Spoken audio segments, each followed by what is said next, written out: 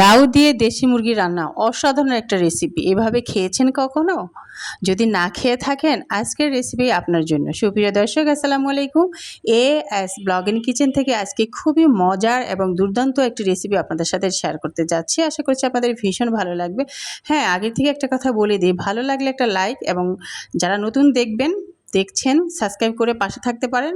এরকম নিত্য নতুন মজার মজার রেসিপিগুলো টিপসও নোটিফিকেশন আপনার কাছে পৌঁছে যাবে, চাইলে আপনি দেখে নিতে পারেন। তাহলে আর কথা বাড়াচ্ছি না, আমি শুরু করে দেই রেসিপিটা। তো প্রথমে আমি এখানে যেটা করছি, এখানে পরিমাণ মতন তেল দিয়ে পেঁয়াজ দিলাম কুচি একটা, মানে 1 কাপ পরিমাণ আর কি, একটু হালকা ব্রাউন কালার করে ভেজে নিয়েছি। এরপরে আমি এখানে দারুচিনি, এলাচ, লবঙ্গ দিয়েছি, তেজপাতাও দিয়ে দিলাম। এরপরে বেসিক মশলাগুলো হলুদের গুঁড়া, তারপরে মরিচের গুঁড়া, ধনিয়ার গুঁড়া পরিমাণ মতন দিয়েছি। তো দিয়ে এখানে কিন্তু আমি নেড়ে চেড়ে নিলাম। তেলটা যখন একটুখানি ভাসা ভাসা হয়ে আসলো, একটু কষা কষা ভাব মশলাটা, তখন কিন্তু আমি এই যে আগে থেকে মুরগির মাংসটা সুন্দর করে পরিষ্কার করে রেখেছিলাম সেটা কিন্তু এখন দিয়ে দিচ্ছি। আর দিয়ে এখন এই মুরগির মাংসটাকে কিছুক্ষণ এই মশলার সাথে কষিয়ে নিব। এরপরে ভালো করে কষিয়ে যাতে সিদ্ধ হয়ে যায় প্রায় 95% সেই পর্যন্ত কিন্তু আমি এটাকে প্রসেসিংটা করে নিব। সুপ্রিয় দর্শক, একটু কথা আপনাদের সাথে শেয়ার না করলেই নয়, সেটা হচ্ছে আপনারা যারা আমার রেগুলার ভিডিও দেখেন বা দেখবেন, একটু খেয়াল করে দেখবেন যে আমার প্রতিটা রেসিপিতে কিন্তু কিছু না কিছু এবং কোনো না কোনো টিপস থাকে রান্নার বিষয়ে, যে এই টিপসগুলো আপনার এবং আমাদের সকলের জানাটা ভীষণ জরুরি এবং খুবই উপকারে আসে রান্নার ক্ষেত্রে এই টিপসগুলো। তো আপনারা যারা ভিডিও দেখেন, তো আপনাদের কাছে রিকোয়েস্ট থাকবে শুরু থেকে শেষ পর্যন্ত একটু মনোযোগ সহকারে দেখবেন।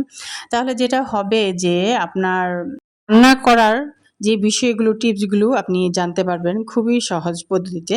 দর্শক, কথা বলতে আমি কিন্তু কিছু দূর এগিয়ে এসেছি। দেখতে পেয়েছেন যে মাংসটাকে প্রথমে মশলার মধ্যে কষিয়ে নিয়েছি কিছুক্ষণ। এরপরে আমি এখানে দিয়েছি একটি ছোট দেখে টমেটো, একটু কেটে দিয়েছি। এরপরে আমি যেটা করব, এখানে ঢাকনা দিয়ে রাখবো এবং আরও কিছুক্ষণ কিন্তু আমি এভাবে ঢেকে ঢেকে রেখে কষিয়ে নেব। এতে করে যেটা হবে, মাংসটা বেশ মশলার সাথে মিশে যাবে এবং টমেটোটা ভালো করে সেদ্ধ হয়ে যাবে। এরপরে আমি স্প্যাচুলা দিয়ে টমেটোটাকে মেল্ট করে নিব এবং পুরো রান্নাটাকে ভালো করে নাড়াচাড়া দিয়ে নিব, মানে হচ্ছে ভালো করে কষিয়ে নিব আরও। তো রান্নার ক্ষেত্রে এ পর্যায়ে এসে আপনি যদি ভালো করে যে রান্নাটাকে কষাবেন, সেই রান্নাটা কিন্তু অসাধারণ হয় খেতে। তো আমি মাংসের ক্ষেত্রে এটাই করছি, ভালো করে কিন্তু কষানোর ট্রাই করে নিচ্ছি। আর এই যে ছোট ছোট টিপসগুলো খেয়াল করবেন, আমি কখন এই টমেটোটা দিলাম, আপনারা চাইলে কিন্তু এখানে পেস্ট করেও দিতে পারেন। কিন্তু এখানে একটা সুন্দর ভালো টিপস হচ্ছে, টমেটোটা যদি আপনি পেস্ট করে না দিয়ে যদি এরকম আস্ত আস্ত বলতে একটু কুচি কুচি করে দিবেন যাতে মেল্ট করতে সুবিধা হয়। তাহলে যেটা হবে, সেই টমেটোটা যদি কুচি কুচি করে দেন তাহলে স্বাদ কিন্তু দ্বিগুণ হয়। আপনি একবার পেস্ট করে দিয়েও দেখবেন, আবার এরকম কুচি কুচি করেও দিয়েও কিন্তু দেখবেন, টেস্টটা কিন্তু 2 রকমের পাবেন। আর এই যে হ্যাঁ, লাউ দিয়ে যে আমি মুরগি রান্না করছি, এই যে কাঙ্ক্ষিত সেই লাউটাকে একটু ছোটো ছোটো করে কেটে নিয়েছি, সাথে কিন্তু আমি একটা আলুও কেটে দিয়েছি। তো আলু এবং লাউ দুটোকে এখন দিয়ে দিলাম। এই পর্যায়ে এসে যতক্ষণ না পর্যন্ত মোটামুটি একটা সেদ্ধ না হয়ে আসবে, ততক্ষণ পর্যন্ত কিন্তু আপনাকে মাংসটা সেদ্ধ করে নিতে হবে। কিন্তু আলু এবং লাউ কিন্তু খুব দ্রুত সেদ্ধ হয়ে যায়, মাংস কিন্তু আর যেহেতু দেশি মাংস সেদ্ধ হতে বেশ সময় লাগে, সেই জন্য আপনাকে যেটা করতে হবে, আগের থেকে কষাতে কষাতে মাংসটাকে বেশ 80 এবং 85% মতো সিদ্ধ করে নিতে হবে এবং যেইটুকু বাকি থাকবে সেইটুকু আলু এবং লাউ সিদ্ধ হতে যতটুকু সময় লাগে তার সাথে সাথে মাংসটাও সিদ্ধ হয়ে যাবে। তো মাংসর সাথে আমি আলু এবং লাউ দিয়ে নেড়েচেড়ে বেশ কিছুক্ষণ কিন্তু আবার ঢেকে কষিয়ে নিয়েছিলাম। এরপরে ঢাকনা উঠিয়ে নিয়ে এখানে পানি ব্যবহার করতে হবে যতটুকু আপনি ঝোল রাখতে চান। আজকে এই রান্নার মধ্যে আমি কিন্তু একটু ঝোল রাখবো, যার কারণে একটু বেশি দিয়েছি।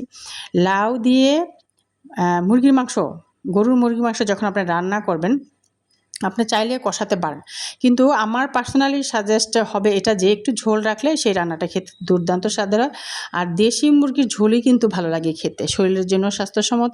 আর লাউ দিয়ে যখন রান্না করবেন, চাইলে কিন্তু আপনি আমার মতো একটু ঝোল রেখে দিতে পারেন, খেতে কিন্তু দুর্দান্ত লাগে।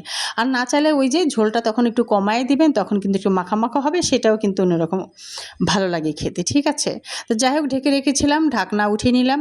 এর মধ্যে কিন্তু আমার পারফেক্টলি লাউ তারপরে আলু সিদ্ধ হয়ে গেছে। এখন আমি দেখব যে এই কতটুকু সিদ্ধ হয়েছে, মাংসটা পারফেক্টভাবে সিদ্ধ হয়েছে কিনা। মাশাআল্লাহ দেখে নিলাম যে হ্যাঁ, মাংসটাও পারফেক্টভাবে এর মধ্যে সিদ্ধ হয়ে গিয়েছে। তো রান্নাটা মোটামুটি একদম শেষের দিকে চলে আসছে। এর মধ্যে এখন আমি এখানে যেটা করব, যেমন কাঁচামরিচ দিব, এরপরে জিরার গুঁড়া দিব, হ্যাঁ, দিয়ে নেড়েচেড়ে নিয়ে তারপরে আরও কিছুক্ষণ কিন্তু আমি এভাবেই রান্না করব, ঢাকবো না। ঠিক আছে, এই যে এখন কিছুটা হাফ চামচের থেকেও কিছুটা কম জিরার গুঁড়া দিয়ে দিলাম। তো দিয়ে নিয়ে নেড়েচেড়ে নিয়ে আর কিছুক্ষণ রান্না করে নিলেই কিন্তু আমার রান্না একদম রেডি। আর এভাবে একবার ট্রাই করে দেখতে পারেন, রেজাল্ট কিন্তু খুবই ভালো হবে। রান্নাটা খুবই স্বাদের হয়, বাচ্চারা তো খুবই মজা করে খাবে, সাথে বড়রাও চেটেপুটে খাবে। তখন বলবেন যে, বড়রাও বলবে যে এইভাবে আরেকবার রান্না করো, খেতে তো ভালোই লাগছে। ছোটরাও কিন্তু বলবে হ্যাঁ মাম্মি বা মা বা আম্মু যে এভাবে আরেকবার রান্না করো, আমার কাছে কিন্তু খেতে ভালো লাগছে, এভাবে আরেকবার রান্না করো। এরকম রিকোয়েস্ট কিন্তু আপনার পরিবারের লোকজন আপনার কাছে করবেন। যাই হোক, ভালো থাকবেন সবাই। পরবর্তী রেসিপিতে ইনশাল্লাহ কথা হবে। ততক্ষণ পর্যন্ত সবাই ভালো থাকবেন। হ্যাঁ, লাইক কমেন্ট করে সাবস্ক্রাইব করে অল বাটনে ক্লিক করে আমার সঙ্গেই থাকতে পারেন।